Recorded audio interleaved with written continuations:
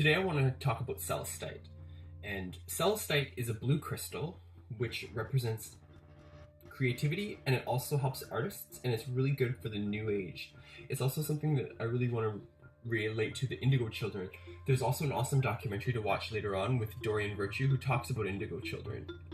Indigo children are these people who were born in a certain period of time when the ozone layer was thinner, and there was like a lot of messages coming from outside of this earthly plane, and indigo children are often known as like the rebellious ones because we're here to forge the next generation and really try to like bridge what's going on in the future and what this generation wants to, impart to the next. And basically they're really highly developed children who are very sensitive and very aware and oftentimes very connected to their parents, but also almost psychically in tune in a different way.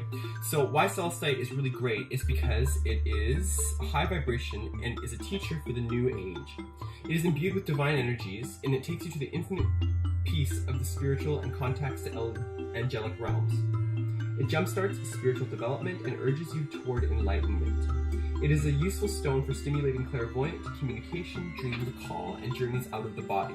This beautiful crystal promotes purity of the heart and attracts good fortune. It heals the aura and reveals the truth. It is a stone that brings balance and alignment. The deep peace it holds assists in conflict resolution and maintaining a harmonious atmosphere in times of stress. Celestite can improve dysfunctional relationships by opening a space for peaceful negotiation. Celestite is a creative stone, this is why I like it, and I really identify with it. Especially useful for the arts. Psychologically, Celestite imparts gentle strength and enormous inner peace, despite urging toward greater openness to new experiences. It is a teacher of trust and the infinite wisdom of the divine. With its calming effect, Celestite can cool fiery emotions. Mentally, Celestite calms and sharpens the mind, dispersing worries and promoting mental clarity and fluent communication. It aids with the analysis of complex ideas. This stone synthesizes intellect with instinct and promotes mental balance. Placed on the third eye, Celestite opens a connection to the universal energies. It brings a vision of peaceful coexistence with the whole of creation and holds the possibility of total harmony. Celestite is an excellent healing stone, dissolving pain and bringing in love. It treats disorders of the eyes and ears, eliminates toxins, and brings cellular order. Its soothing influence relaxes muscle tension and calms mental torment. As with all blue crystals, Celestite is an effective opener and healer of the throat chakra. It is associated physical conditions. Placed as appropriate or used for meditation and scrying. A large piece of Celestite placed within a room heightens the vibrations in that room. Do not place in direct sunlight as color will fade. I put a link on the bottom to describe what scrying is, but basically what I would identify as scrying, and my intuition tells me what scrying is that if you look at the tarot card, the moon card, basically scrying would be like how the moon lights just the one step before you. So in the ancients used to use scrying to try to tell the future. Like a little light here. Ancients would describe scrying as like being able to like look ahead just a little bit of what was going in front of us, where psychic would be like intuitions, premonitions, knowing a sense of what the future holds and where the past was. So I want to segue that whole description of the crystal, and this is Celestite, just to show you once again. And what I find really interesting about this piece is that it actually has these grooves in it, and I almost felt like those were perfectly fitting to my fingers, It's so weird. It fits like right in there. And if you see what I mean, I found that really interesting. Celestite, I think I mentioned, is a bit more, I didn't mention it, but it's a bit more expensive, and it is generally found in Britain, Egypt, Mexico, Peru, Poland, Libya, and Madagascar. It's easily obtained, but like I said, it's quite expensive. Moving on, I want to share a little excerpt out of the book, Finding Inner Courage, and I'm just going to like really just give her, it's just going to be like, let's Bible dip this. Here we go, boom, this is the page we need to read. Near the river, we have to be present, because our footprint on the world is so large, and this is called the building on the past. In downtown Albany last spring, a parking lot adjacent to an office building was being torn apart to build another office building. There were bulldozers and surveyors and very busy men with hard hats reading blueprints in the wind, all pushing to meet something in someone else's deadline. But one day early on, while breaking ground, they stumbled onto broken bits of street cobbled together. Construction was stopped and teams of archaeologists were brought in to try to understand what they were building on. Instead of clearing for the future, everyone was suddenly uncovering the past. Unexpectedly, they had disturbed the remnants of a Dutch settlement that no one knew had been there. For 6 months, it captured the imagination of our small city. People would talk at lunchtime to see the silhouette of a 300-year-old village beneath the grid of the archaeologists' twine. You could see that the partial walls of dwellings and even bits of what might have been rooms. The village was the seaport. The Hudson River had been much wider then. They created a small exhibit of artifacts for everyone to see, and staring through the glass, I was taken by a partial ledger or book. The pages were half shredded and the script was faded and illegible. I kept staring at it. What were they trying to keep track of or say? Will this book in your hands now, or the one you pick up next, be buried and found like this? Will some fragment of today be deciphered tomorrow as something we had no understanding of?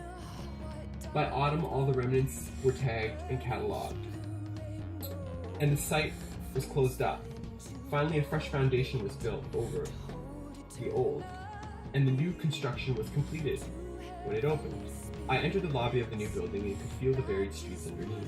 I closed my eyes and could imagine the noise of boxes falling in the cobbled street, causing the scribe to close his ledger and re-enter the world. I stood there and realized that this building will always be different than the others, because in building it, we were compelled to unearth the old, compelled to understand who came before us a bit more. Now this spot holds a different place in the unspoken conscious of our community. It's been a year, and what stays with me is the question of how to build on the past. For aren't we all pressed with excitement and necessity to build new homes, new relationships, new careers, new lives, always pressed by some real or imagined deadline, eager to get the thing done? Yet suddenly, if blessed, we trip on something of the past, and just as it feels that we are stalled, the thought appears that we need to dig in order to build might be God's way to unearth our foundation. I think that's such a beautiful truth, and being a creative person, walking on a creative path, tuning into Celestite, I think that it's a really strong message for us to realize that we cannot move forward into the passions of our creativity, into the new age, whether we're indigo, whether we're starseeds, whether whatever we are, whatever your beliefs are, whoever you are. You can't just simply go forward. And I believe it was C.S. Lewis that says something along the lines of, you can't undo a math problem by ignoring it and going on. One must go back to where the problem started, erase all of the mistakes and the equations that aren't working out, and only by going back and finding where the root of that problem was can we go forward and solve the math problem of our life.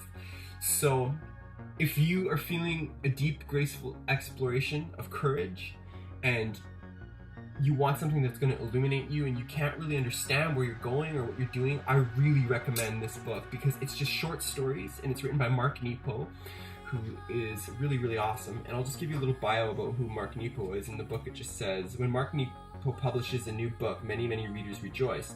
This time around they have special reason to do so. Finding Inner Courage is perhaps Marc's finest book, a deep and graceful exploration of courage. The courage it takes to live life deep and live it whole, that will illuminate your mind, strengthen your heart, and nourish your soul.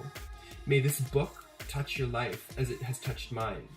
And may it help all of us live from that sacred core of selfhood that can heal us and our wounded world. And I want to end on this. I believe it was a quote by T.S. Eliot. And what T.S. Eliot said was, curiosity will conquer fear just as much as courage can. So sometimes if you don't feel courageous, if you don't have the instinct to fight back in the battles that are coming at you, if you lose your backbone with your boss or your bitches and your bros, always remember that being curious, asking questions, searching, a deep, undeniable, insatiable indigo urge to keep going is what's going to keep you getting courageous. And I was born into the sign of courage, the sign of leadership, the sign of the sun. So I can understand in my life how courage has played its role through my fears, through my doubts, through the situations, through the setbacks, through abuse, through trials and the tribulations of my life, through loss of family members, through feeling completely alone, to coming to Vancouver with a pack of cigarettes and a guitar and a faith, and literally building a life. And I think that all of us come from deep, those foundations that are underneath our new buildings. And the only way that we can make these new buildings the best that they can be is by understanding the architecture and infrastructure of what they once were. And sometimes the bumps along the way are only there to enhance and bring so much more to our lives than we can give ourselves, that we understand. And when we step out of our own thinking, that really, really, really is the beauty of knowing yourself and truly, truly loving yourself. And you can fool everyone else, and you might even be able to fool yourself. But there's going to come a point in your life where you're going to have to face some kind of pain. And how you deal with that pain will define who you want to be and where you want to go. And even not making the decision is going to be a decision to not choose and to allow those things to conspire and become whatever they will. So Celestite teaches us about creativity and about ushering in a new age and about dealing with our true nature and ourself and bringing peace and calmness into the confrontation and cooling the reactiveness of what we're dealing with. So I really respect it and I really appreciate it in my life right now, and I just had to share that with all of you. I hope that this has been inspiring, and please subscribe to my channel. I'm starting to feel a little neglected here. It's okay. I'll build a bridge and I'll get over it. Until next time, keep up the good faith.